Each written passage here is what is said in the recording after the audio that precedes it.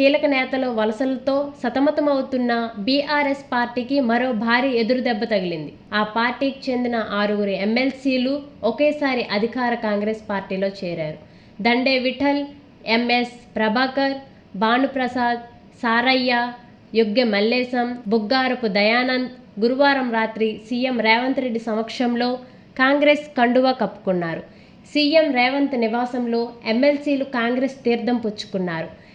AICC incharge Deepa Das Munshi, మంత్రి పొంగులేటి శ్రీనివాసరెడ్డి తదితరులు ఈ కార్యక్రమంలో పాల్గొన్నారు.